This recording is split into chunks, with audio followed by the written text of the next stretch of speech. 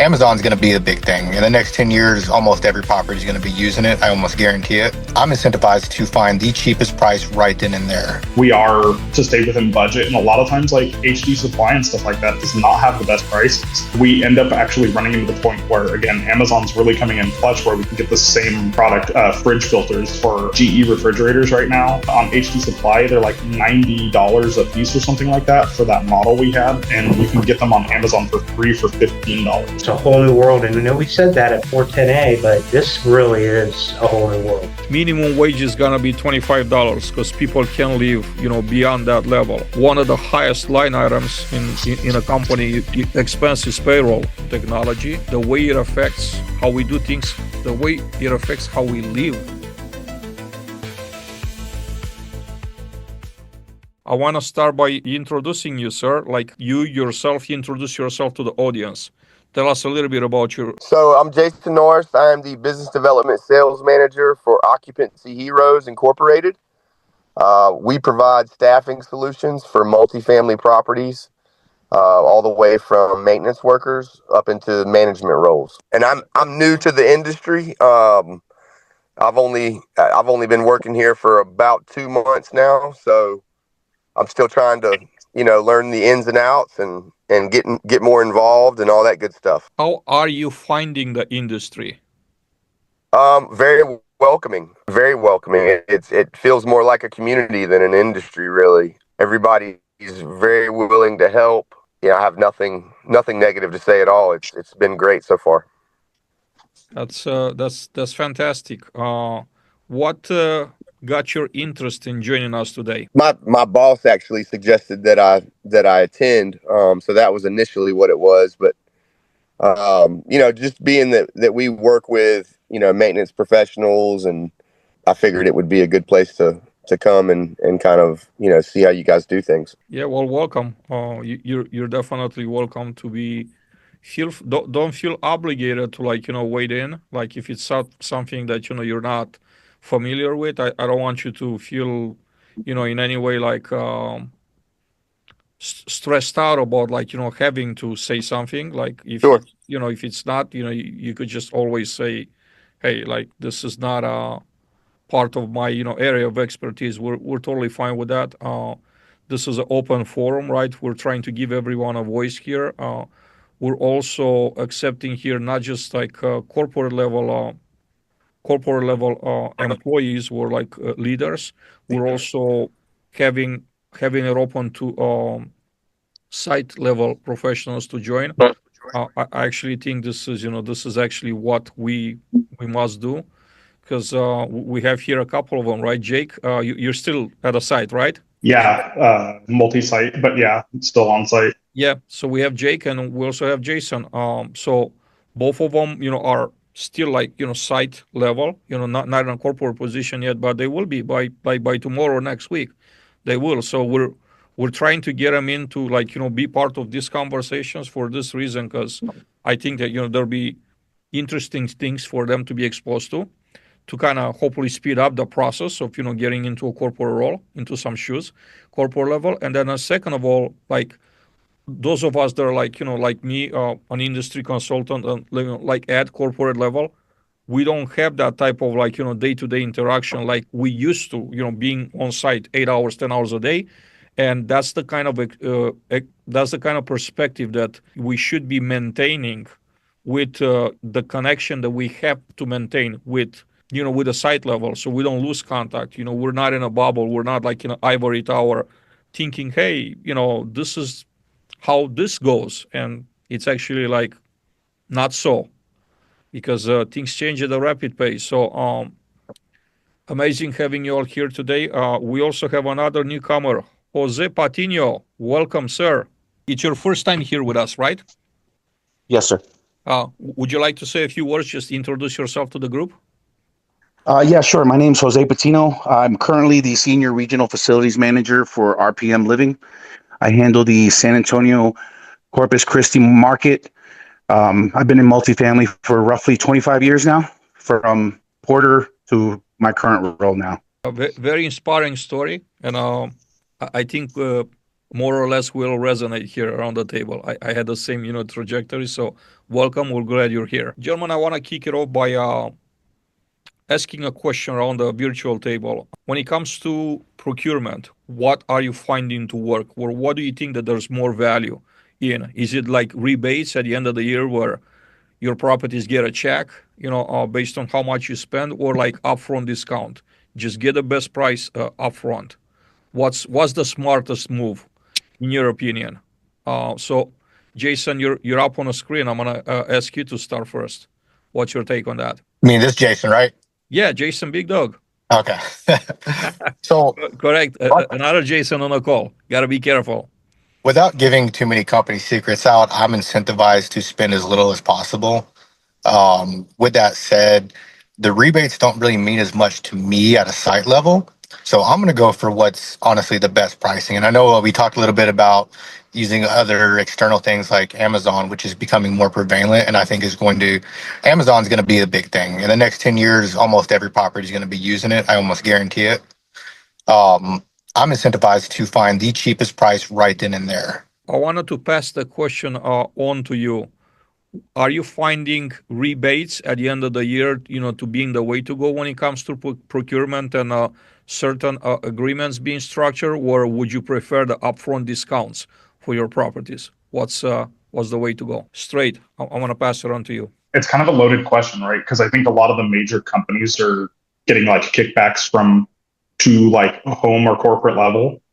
So like I understand why that's important, but like honestly on the site level, it does kind of put us in an interesting predicament because again, we are to stay within budget, and a lot of times like HD supply and stuff like that does not have the best prices.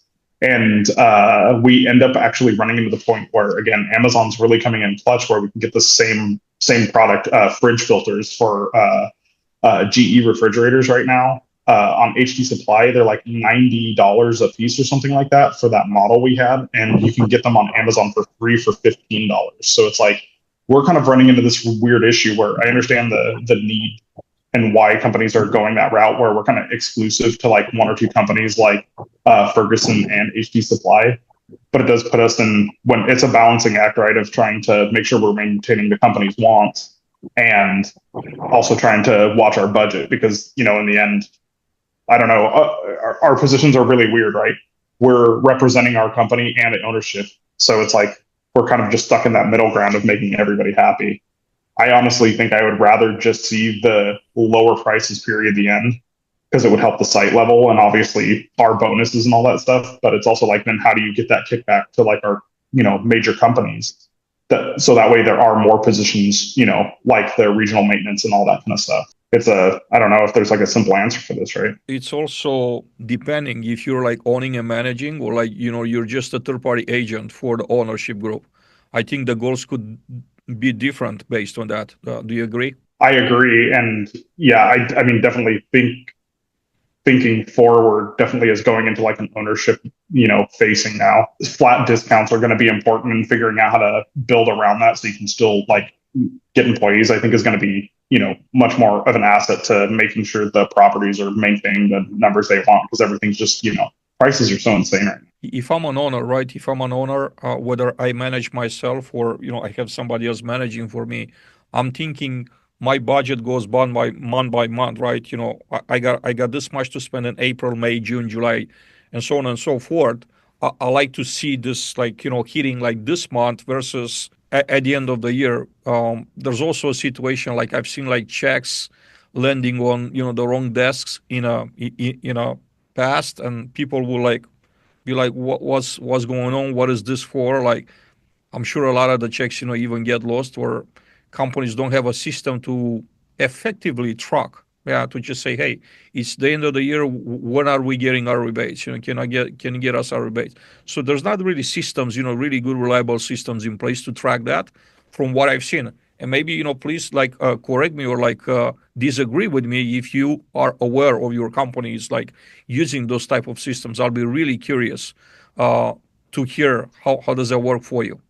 So I'm pretty confident I've worked for, and I'm not just speaking for the current company I'm at, but I've worked for a couple of the major area companies in the Seattle area. I'm pretty sure it all works about the same way. And I'm pretty sure that all of those rebates go back to the property management company. Again, I'm speaking very lightly on this, but yeah, I'm pretty sure they just go back, and it's not like any of us maintaining that on a day-to-day basis here. Yeah, that's also what I'm used to as well. I want to stay a little bit, Jake, with you because I'm getting this like story over and over again in Washington State. I'm not hearing across the country so much. Tell me about Amazon and how they're entering multifamily. Like, how active are they? How effective this relationship with Amazon is, and are they really making a play to like compete, like seriously compete with like sales rep and the whole arsenal when it comes to deploying the right resources to be a serious competitor for HD, the Fergusons, the Chadwells, and Low Pros of the world? The thing that I've kind of come to realize, so Amazon, there's not a lot of help there, right? But when it comes to this physical, like logging on, clicking, if you have a part number, you almost just drop it in the search bar. It's there. You purchased it. You move on. It's pretty much the lowest price you're going to find anywhere. I've tried to go to HD Supply and say, hey, look at this. I'm getting this for $15 on HD Supply for 3 of these filters, and they're kind of like, yeah, I don't. That's just not. We can bring down the price marginally, but not anything like equivalent to that. That's where we're kind of just running into that aspect. It's just like, I don't necessarily know of anybody, and I haven't been contacted by like anybody through Amazon saying like, hey, we're getting into the multifamily industry. It's literally just me going on Amazon as I do at home. If I'm going to purchase a part for my refrigerator at home, right? It's just that easy. So the problem that I'm running into is like, I think HD Supply is larger now. And like, I think we're kind of getting into that rough area where the reps that we used to have on site aren't quite that rep that we used to have, right? They used to be on, you used to come in and say like, hey, I got this blind, I'm in a tight spot. Can you make sure we get the measurements for this? Or we have a door that needs to be replaced. Can we just make sure we get the measurements right? They would come on site, they would measure everything. It would be taken care of. It was like a little bit of a concierge that you could do on these 1 or 2 parts here and there. That was like how I remember the HD Supply reps like back in the day. Now it's kind of like you just kind of get passed off. They're like, oh yeah, here, I'll send you this electronic form and just fill that out and send it over. And it was like, well, we're slammed right now, and I was kind of hoping we could just make sure we get this right, so that way there's no, issues when we measure the door, whether I was supposed to use my left hand to check if it was a right hand swing or, whatever there. Ferguson, I would say, is still kind of running that aspect where you still have that like point concierge person that will kind of run those like special tasks for you. I also feel like HD Supply is no longer really carrying the quality of product that Amazon is either. Like, so when we're getting onto these brand new lease ups and stuff, or like the previous property I was at, which was a luxury high rise, they just don't have that quality of product like the growy parts and stuff that you can get individually that you have to go to somewhere like Ferguson. So Amazon just kind of coming in clutch on all of those, because you get the quantity of parts for everything at a better price. Yeah, this is great information, Jake, and thank you for sharing in detail the experience. I'm hearing from somebody else, Peter, which I'm sure you're familiar with, right? He's also in Washington State, and he actually states that Amazon is like deploying human resources in the area to actually compete, like to actually making a serious play against the all the other competitors that we have in the MRO space. Like they're really deploying those resources. Yeah, that's interesting. I mean, I always feel kind of torn about it, like whether we feed the beast or not. But it's like when it comes down to like, I think I remember Peter telling us though that Amazon is offering like a rebate now if you get like an Amazon business account and stuff. So I think it's just like, I think we just have to be diligent on site. And, for us who are trying to get in those roles and stuff, I think we just have to be willing to set those accounts up and get that going, right? It's the difference between just being an employee or looking to better the asset and the company at the same time, right? So it's like literally we're trying to get that set up with our accounts right now, so we're getting those rebates for the company. My take on that is, probably the beast got so big to be ignored, so it's gonna feed itself from your plate, regardless. It's gonna make you an offer that you could not refuse. You're gonna get to that point whether So the question is, do you want to get on board like sooner? Save some money and kind of like let things play, or do you want to still hold off to, the current way of doing business? I was just having a conversation earlier, and this conversation is also related to technology, the way it affects how we do things, the way it affects how we live actually, is not just doing things in a work environment. Like our lives are being affected currently at an incredible pace by technology, and it's not slowing down anytime sooner. Just us like saying we're trying to part ways, like we're trying to like not adopt it, not be early adopters. It's not gonna help. It's just gonna keep moving faster and faster and faster, and probably those that are not gonna embrace the trend, like using it as leverage, are going to be affected in the biggest way possible. That's kind of what I'm seeing. I don't want to monopolize the conversation, but I have some thoughts on that probably for later on. I want to go to Ed. Where Ed? Hello, everybody. I just want to say I have worked on third party management and ownership. I'm currently working with ownership. He owns and manages and builds his own. And I want to say when it comes down to the rebate, it's going to be a 50-50. When I used to be on site, the goal was to get the best pricing. That was the goal, to call up your Sam's rep. Your Chadwell rep, which mine was Sam, or HD Supply. But now, make a long story short, I feel that you need a little both.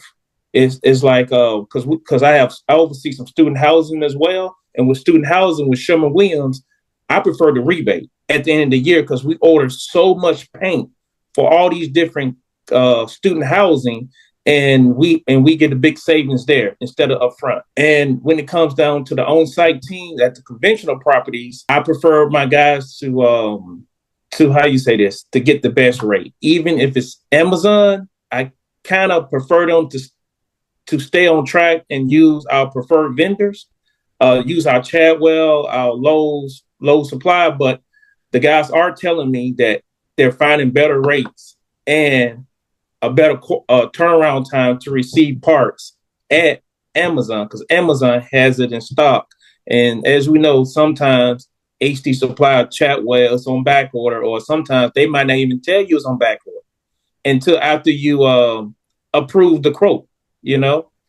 So my take is it depends on if it's ownership or it's third party management. Third party management, I feel they prefer to get the savings up front. Ownership prefers to get the savings at the end of the year. Yeah, thank you for thank you for that feedback out there, for sharing your experience, Ed. Jason Norris, I'm curious about the business model that you guys have. Are you buying direct for the customers, or you're just providing labor for your customers and you work with the parts and supplies that they provide, or both? Both. We actually have a training course built into our model. So not only do we provide staffing, but we also train certified HVAC tech, certified apartment maintenance technicians, pool techs, leasing consultants. So we do have tools that if they go through that training program that we provide to them specifically for the apartment maintenance and the HVAC. But outside of that, we just provide the actual staff. When it comes to like purchasing supplies, parts, right? Do you have like a system? Do you guys use, a preferred supplier? How do you structure? I'm really curious how this works outside of property management companies, because Right. Maybe there's some things that we don't do, we're missing out on. So Now I know we utilize Amazon. So you rely on Amazon? We utilize the Amazon. I do know that. Okay, and that's exclusive, or you use some of the, regular, I guess, classic suppliers like HD Supplies or Lowe's Pro too?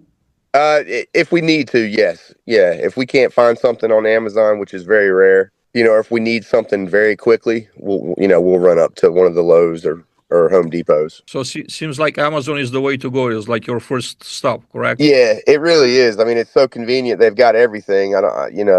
They make it hard to go anywhere else, really. Yes, they are, and it's kind of it's saying a lot about the future. What's gonna happen. Absolutely. And I think sooner than later, really. So thank you. That's very valuable. That's very valuable. Davon, welcome, sir. Hey, Adrian, welcome. Hey, welcome back. If you're not in a position to turn the camera on, we're fine. I wanted to ask you. I know that you're part of a property management, but you're not really running day-to-day operations. When it comes to procurement, what are you finding to be the way to go? Like a rebate at the end of the year, or upfront discounts for for stuff that you're purchasing for your projects? What is Typically, going to be the best? so typically with Southern Management, what we do is we procure our vendors and we look for upfront discounts rather than rebates at the end of the year. I think they tried it a couple of times in the past and it didn't really work out too well. And then it's the fact of trying to make sure that we're actually getting the rebate. So it's tracking the rebate versus actually just getting the savings up front and not having to worry about making sure you get your money back. Is one of the points that I was making earlier. How's your experience with Amazon? Are you guys doing any business with Amazon? So we're not doing business directly with Amazon. What we do is, so we'll get a price from our vendor, and then we'll have, so our procurement the team, they'll basically compare the prices with Amazon, and if they compare the price with Amazon and see that Amazon is actually like a couple dollars cheaper, our vendors will price match with Amazon just so they can keep the business in-house versus us ordering through Amazon. So it's actually working out pretty well. And, after a certain point of time, you do realize that prices on Amazon get cut. So you will have to constantly monitor it. But a couple of our vendors actually, like Chadwell Supply, for example, they will actually go on Amazon from time to time just to make sure that their prices are competitive and actually staying price match, so we're not losing out on any money. There's great input out there.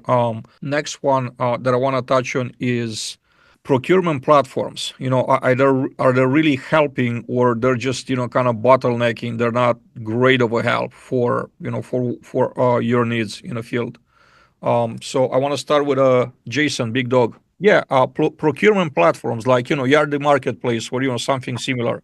Are you finding them being useful for your procurement, or not as much, or it's a mixed feeling, or what else? Purely on an on-site, in my perspective, from my experience, and this isn't to talk down on anybody who uses them, I just feel like procurement platforms, they may work really good once it gets past me, but for what I need, it does not add anything to me that I can't. It's just extra steps. It's not necessary. It doesn't add any value to what I do. It doesn't make it any simpler.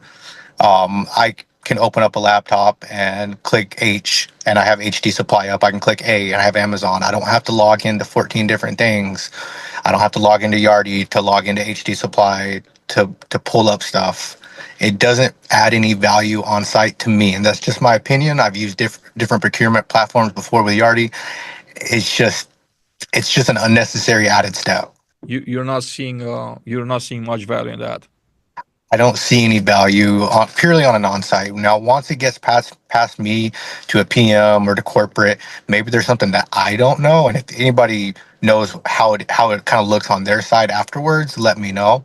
But purely for me, it's just an unnecessary added step that it adds no value whatsoever. Very interesting. I have some thoughts, but I want to still go around the table and ask a couple of other guests here.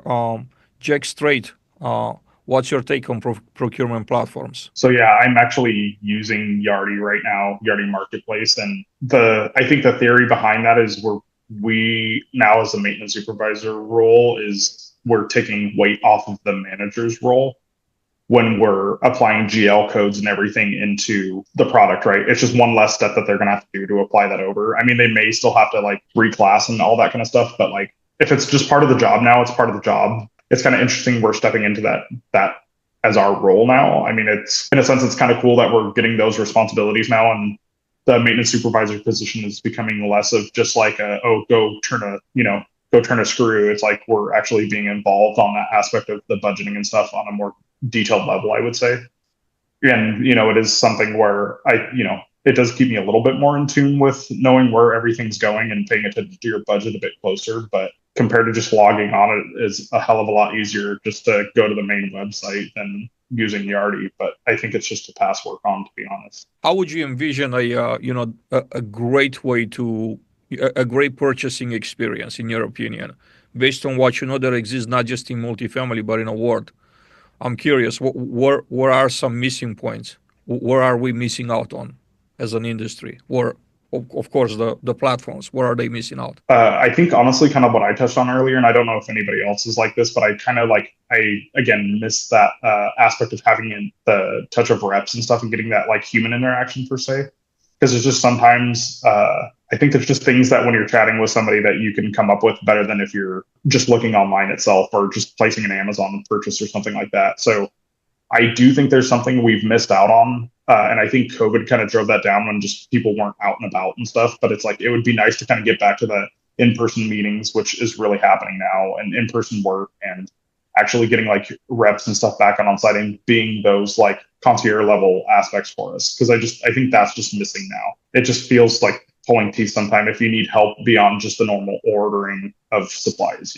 It's just not that. I don't know, we lack the help that we used to. The personalized touch, I get it. And I'm all for like the human interaction, but what I'm seeing generally in the world is that the humans are being eliminated from the process. Everything becomes automated. I was just reading like last week, I believe I read someone wrote on LinkedIn something about a robot that's been like built in Israel. Now there's a company in New York that's using this robot to actually do drywall work, to install drywall, and it installs at a rate of 1,500 square feet an hour. That's actually telling me personally. I'll be curious about your take. Your take too.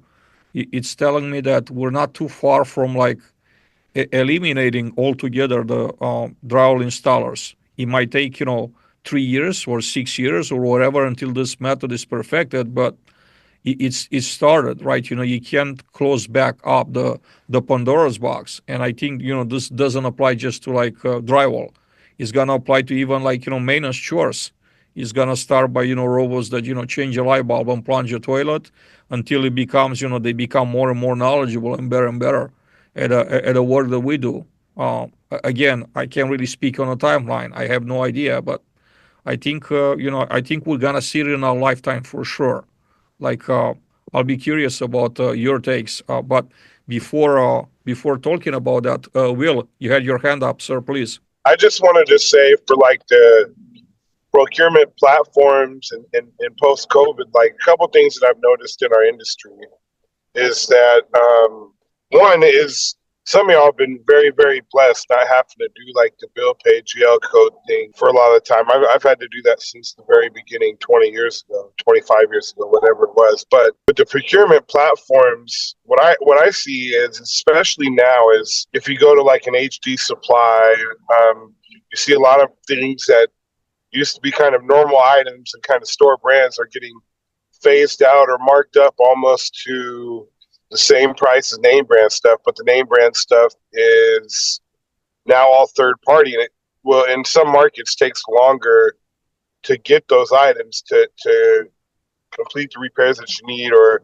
complete the turns that you need to turn. And so I see that when we have procurement platforms, so like the one that we use with my company, we have our three or four main suppliers on there for different items on there, and we are able to switch back and forth through them to help make those POs and GL codes, and it makes the ordering process quite a bit easier because we're able to kind of have all those things in one place. With that comes the amount of human interaction that we lost. One, because of COVID. We're kind of losing you. The other thing is that kind of like you said, Adrian, about the robots that are going to be taking place of our work. The old guy wants to believe that nobody will ever be able to take that place. But as I see these things grow through, just, again, what you were saying about drywall, 1,500 square foot an hour, that eliminates a lot of skilled trades right there. Because that is the job that 5 people are going to do but run robots. So we have to get into a place where we are learning these technological advances and these procurement platforms so that we can stay relevant in our positions. Totally in agreement out there. And I think, just thinking about a couple of years ago, probably more than a couple, California said minimum wage is going to be $25 because people can't live, beyond that level. As we probably all know, whether, some companies admit or don't admit, one of the highest line items in a company expense is payroll. So it's the human factor. So naturally, I think, that's going to be one of the top one, if not the top one, that companies will always target in order that they want to spend less on labor, right? They want to spend less, so labor is one of them, right? and then California said no, $25, or I could be wrong about the wage, but we're not paying anyone less than that. So when this came into place, McDonald's had a choice to make their hamburgers, I don't know, $20 or whatever a hamburger, or to automate, and they choose the kiosks. They eliminated as many people as they could. So now you're gonna go to a kiosk. You're not gonna talk to a real person. So companies, do whatever it takes to stay competitive, and then not to ultimately they're gonna pass on to the final customer. They're not gonna come out of pocket with these pay increases. So the solution that the McDonald's found years ago was building these kiosks, and people now could do like self checkout. I think similar things we will see in multifamily too, sooner than later, whether we want it or not. I think it's just the new reality, and I'll be curious to see how it's gonna play out for us, and how is that gonna be evolving in our lifetime. I do want to welcome Jesse Best. Jesse, welcome, sir. I know it's your first time here with us, so please do a quick intro of yourself to the group. Hey guys, so my name's Jesse. I'm a regional maintenance supervisor for J&G Companies. I work in Lafayette, Indiana. I've been with them for about 5 years. This is actually my first time being able to join the meeting. The past few weeks, ever since I got invited to them, I've been super busy. So I've already found it interesting. I'm just sitting here in my truck on my lunch break listening to it. Well, thank you, Adrian. Yeah, absolutely. It's great to have you here. Any thoughts on procurement? Do you find end of the year rebates more attractive for you, or upfront discounts? Getting the best price upfront when you're buying with your regular suppliers, Home Depot, Uh, HD, Lowe's, yeah, whomever. we try to get the best price up front for most of our providers. We have quite a few, but we try to get the best price up front. Um, but I know some other guys that try to do the end of the year, and I guess depending on the situation, it may work better for someone. Um, but yeah, we do it. We try to get the best price at the beginning. Got it, got it. Chad Wood, welcome, sir. Are you in a position to speak? Yes, I am. How are you? Hey, doing great. Great to be back. Yeah, sorry I was late. I apologize. So good to be back. Hopefully, I can make this time as well without any issues. Yeah, we're glad to have you, and we all understand. Some might be here for 5-10 minutes, drop for something else. That's life, right? So that's what we do. So Yeah, well, this is something that I don't want to miss. I mean, the first time I was on, you turned me on to some pretty good stuff. So I want to continue this. yeah, Obviously. honestly, there's always good stuff here. I'm hoping that you get the word out to your team and you bring them on. Like Yeah, I haven't seen absolutely. Randy in a long time around here. You're probably keeping him too busy. So you should you should make an effort to hey Randy, you should join us. Spare an hour, be here with us. Hang out with us. It's always great stuff. But no, reality. I'm excited to have you back. I love your take. How large is your portfolio? Remind me, please. How many total units you We guys? have about 25,000 units across 10 states. Uh, that's a lot of buying power. So what's your favorite purchasing policy? Do you like the rebates at the end of the year, or do you want to get the upfront discounts? Well, believe it or not, we do like a little mixture of both. So we go for, best price on the front end and then a percentage at the end of the year. Obviously, the larger the company and the least, or let me put it this way, the less companies you use, the better you can get out of them. But, we like to have that rebate at the end of the year mainly because we use it for, our managers meetings, so we get all of our maintenance managers and our managers in the office and our managers in our corporate office. Everybody gets together. We call it a leadership meeting, and a big part of the cash comes from the rebate. When it comes to procurement platforms, Chad, what are you seeing? Are you satisfied with the way your teams are doing procurement? Do you see are these platforms like actually helping, with the experience, or they're bottlenecking, or where do you stand on that? I mean, right now we're in marketplace, right? Yardi, Hmm. and we do a PO and we go through the whole thing. I tolerate it, right? And what I'm hoping is we have a future and some other stuff down the road. But for now, it's working. It took a lot of training and getting the POs right and getting the vendor shield right and all of that. However, it is working. But I have larger goals for the future. And that's probably what will be our next focus. I mean, part of that being, what can AppWorks do, to help me through this? You know what I mean?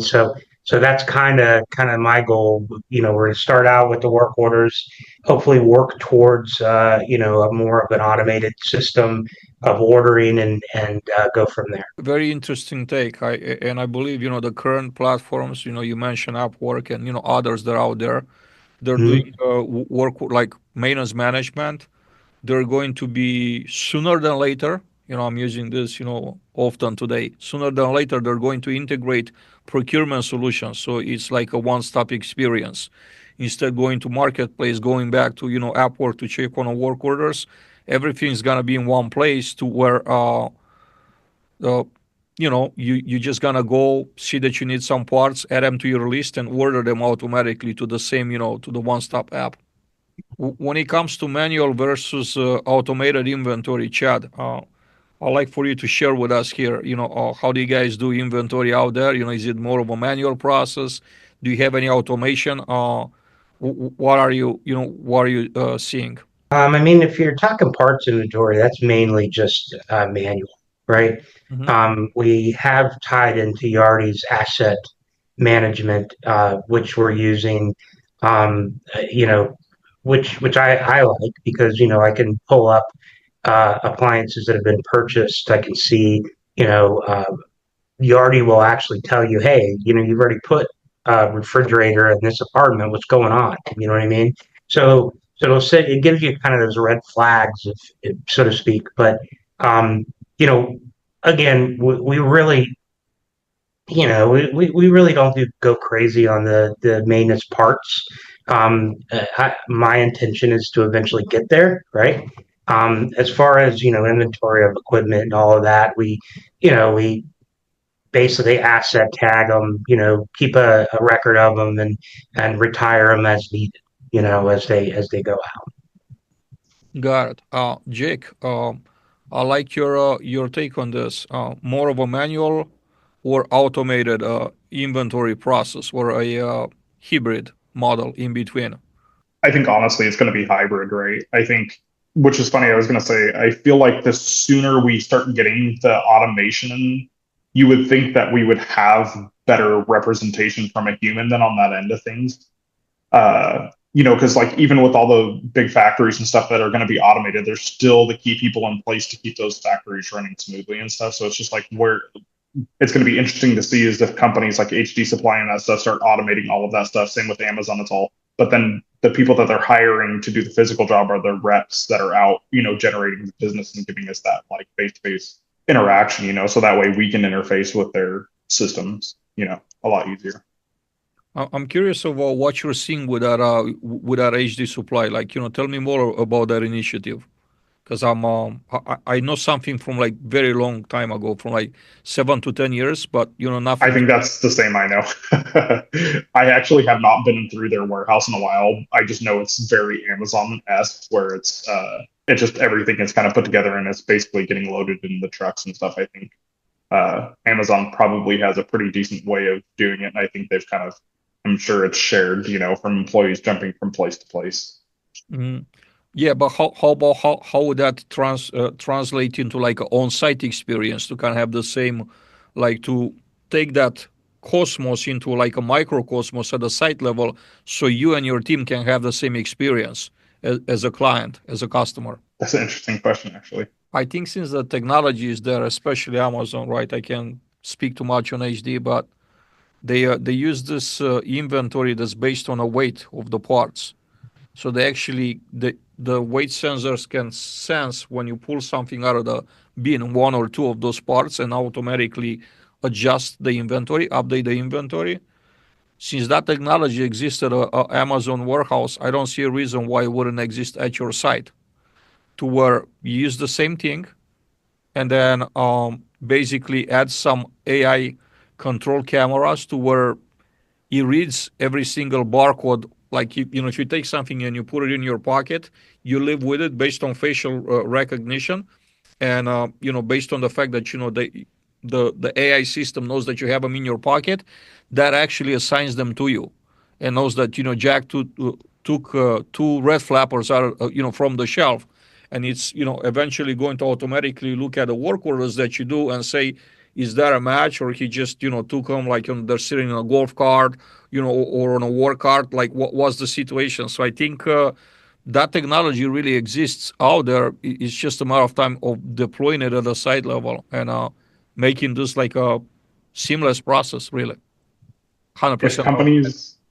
companies are willing to upfront the cost, like Amazon and HD Supply and stuff like that, to integrate that into our properties, I think one of the biggest things that's going to be the issue is the on-site cost, especially for like a lease up, right? Where just like the funding is not going to be there for that, and it's not built into the construction loan, right? Because they're scraping every little dollar they have together to get the aesthetics of the building and all that stuff. So if they get to the point where they'll start investing into the shops and stuff like that to make that happen, I think it's there. I also think that also means that during construction, and I do see a little bit of a phase, especially with our ownership, they're very vocal in helping us, like, or sorry, I should say that they're very interested in hearing our opinions on like the property and stuff.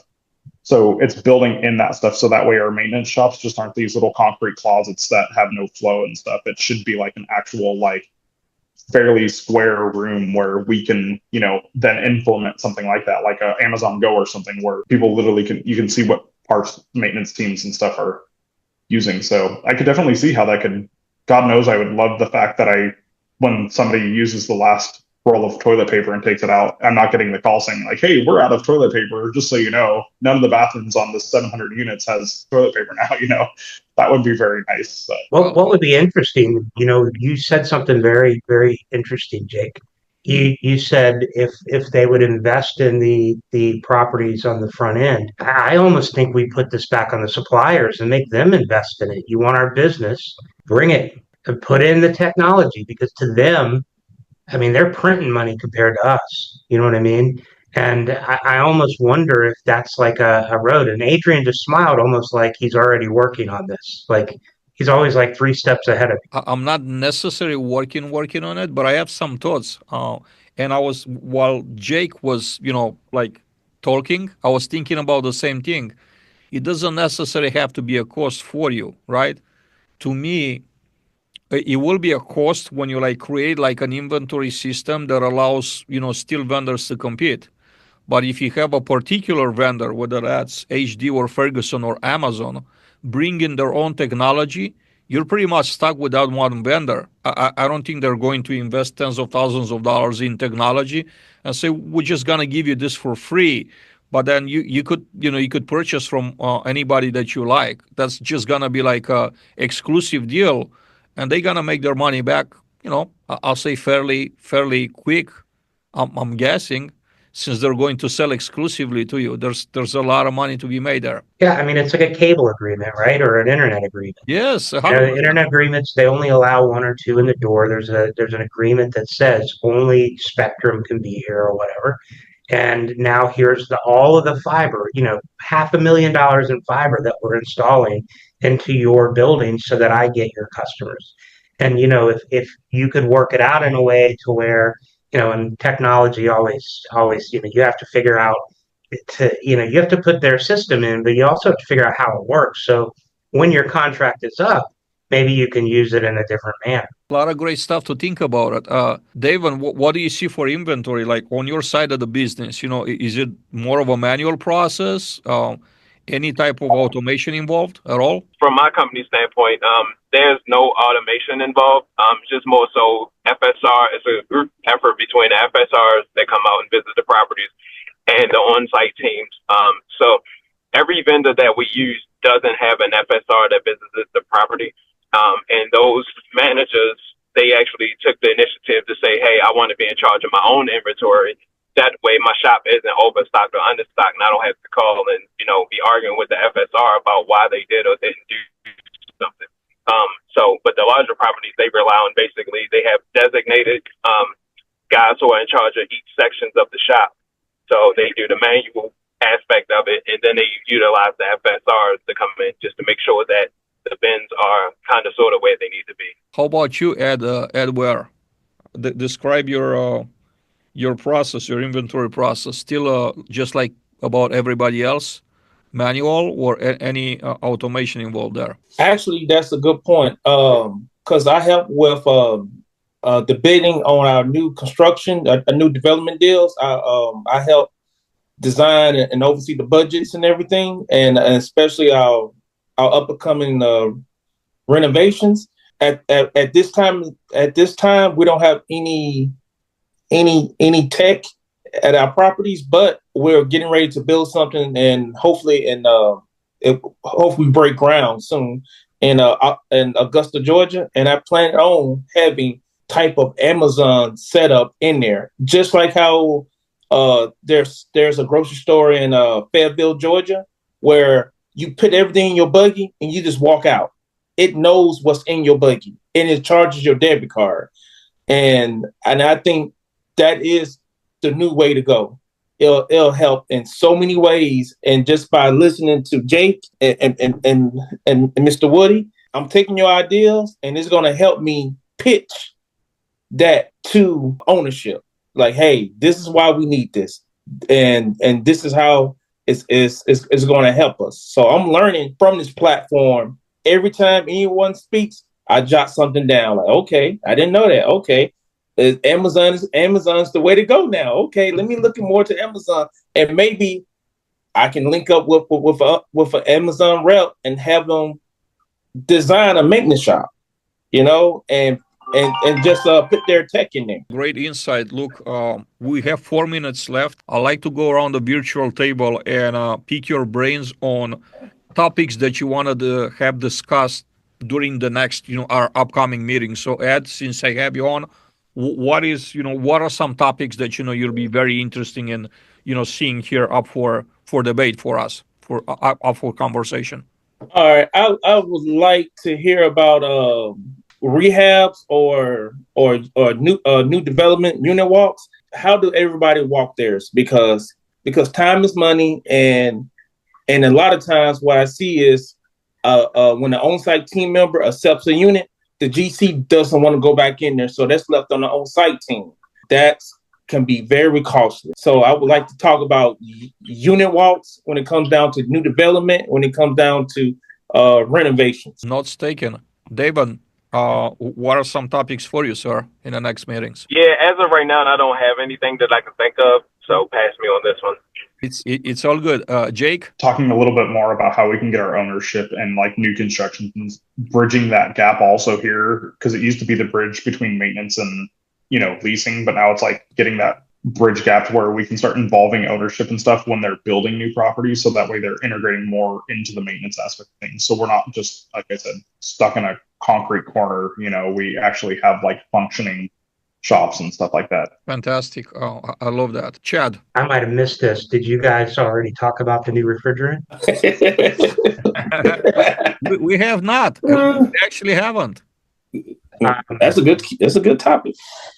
Yeah, I mean, I'm just kind of curious of what's happening out in the world. I mean, I know what we're doing and I know kind of my thoughts, but there's a lot of smart people on here. And I think that, I would love to hear kind of, your worlds and how you're dealing with this, because it's a big thing, man. It's a whole new world. And I know we said that at 410A, but this really is a whole new world. So I just was curious about that. As far as the other stuff that came up, I agree too. How do you do a good construction walk? How do you insert maintenance into design? All of that is, easily covered from my area anyway. But the Freon, I'm like, or the refrigerant, as you hear, I'm old. The refrigerant is something that I'm super interested in. I think we should also do like individual podcasts with maybe a panel with 2 guests at a time on these topics, because there's so much to cover. Ed, where you're up on a podcast. Are you up for doing it? I want to get you on a podcast to chat about some of these topics here, and maybe somebody else. Maybe we get you in tandem with Chad. Yep, that'll work. I appreciate the input today, gentlemen. Thank you for joining us, for being back, or being here for the first time. For those that were here just for the first time today, we had newcomers, a few of them. Have an amazing rest of the day. We'll see you all in a couple of weeks. I already have a topic lined up for that. It's about employee engagement and retention. We're gonna have a great guest speaker. I think you're going to like their angle in increasing the retention, because I think everybody's kind of like struggling with that. Until 2 weeks from now, have an amazing have an amazing day, have an amazing time, and I'll see you all in 2 weeks. Take care. Thank you, everybody.